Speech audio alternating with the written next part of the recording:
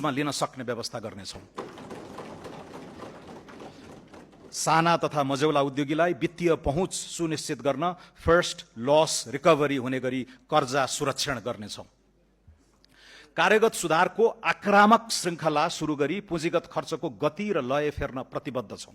खरिद प्रक्रियामा सुधार, रकमान्तर सहित स्रोत व्यवस्थापनमा लचकता, वैकल्पिक वित्त परिचालन एवं आयोजना प्रमुखको स्थिरता सुनिश्चित गरी तोकिएको लागत र समयमै आयोजना सम्पन्न गर्न मिशन मोडमा काम गराउनेछौँ। चालू आर्थिक वर्षभित्रै विकास आयोजना सम्बन्धी सनसेट कानून संसदमा पेश हुनेछ। मोबिलाइजेसन पेस्कीको रकम सम्बन्धित आयोजनामा मात्र खर्च गर्न पाउने गरी ट्र्याकिङ गर्ने व्यवस्था मिलाउनेछौँ। हाइब्रिड एन्युइटी मोडलमा निर्माण गर्न सकिने पूर्वाधार आयोजनाको प्रारम्भिक पाइपलाइन 3 महिनाभित्र तयार हुनेछ।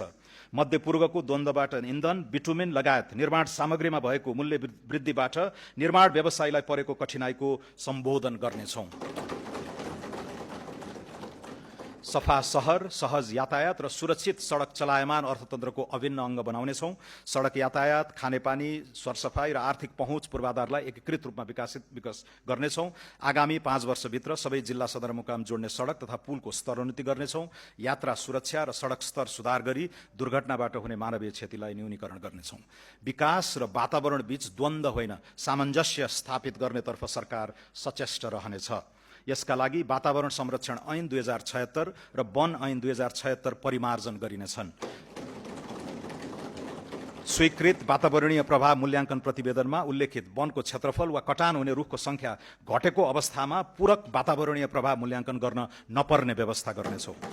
वन क्षेत्रको स्वीकृति र रुख कटानको आदेशसम्मका निर्णयको बहुश्रृङ्खलालाई उल्लेख्य रूपमा घटाउनेछौँ। नवीन एवं वैकल्पिक वित्तीय उपकरणको प्रबन्ध मार्फत सरकारको वित्तीय चाप घटाइनेछ। यस क्रममा सरकारको ब्यालेन्स शीट बाहिरबाट नै पुँजी परिचालन गरी सार्वजनिक लगानी एवं प्रविधि भित्र्याउन नयाँ वित्तीय उपकरण प्रस्ताव गरेको छु।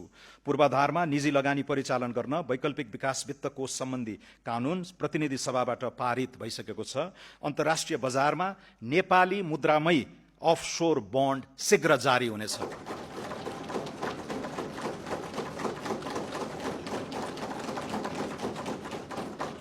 स्वच्छ ऊर्जा बन्ड र डायस्पोरा बन्ड जारी गर्ने र उपलब्ध जलवायु कोषको अधिकतम उपयोग गर्ने नीति लिएको छु।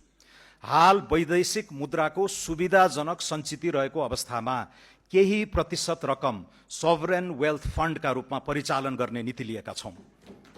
कम्तीमा 3 महिनाको इन्धन भण्डारण, एआई फ्याक्ट्री लगायतका रणनीतिक महत्त्वका आयोजनामा लगानी गर्न मातृभूमि कोष स्थापना गर्नेछौँ। विदेशी ऋण वा लगानीमा आयोजनामा हुने विनिमय जोखिम न्यून गर्न आगामी आर्थिक वर्षदेखि उपयुक्त प्रिमियममा हेजिङ सेवा दिने व्यवस्था मिलाएको छु। पहिलो र दोस्रो सार्वभौम क्रेडिट रेटिङबाट प्राप्त नतिजामा सुधार हुने गरी अनुकूल आर्थिक वातावरण सिर्जना गर्नेछौँ। नेपाललाई सम्पत्ति शुद्धिकरण सम्बन्धी ग्रे लिस्टबाट यथाशक्य छिटो हटाउनेछौँ। सार्वजनिक संस्थानलाई बलियो बनाउन केहीमा पुँजी वृद्धि र अन्यमा सरकारी शेयर विनिवेश गर्ने प्रबन्ध गरेको छु। राष्ट्रिय वाणिज्य बैंकमा नेपाल सरकारको पुँजी वृद्धि गर्ने प्रस्ताव गरेको छु। नेपाल वायु सेवा निगमलाई कम्पनीमा रूपान्तरण गरी व्यवस्थापन सुधार तथा रणनीतिक साझेदारीको उपयुक्त विधि पहिचान गर्नेछौँ।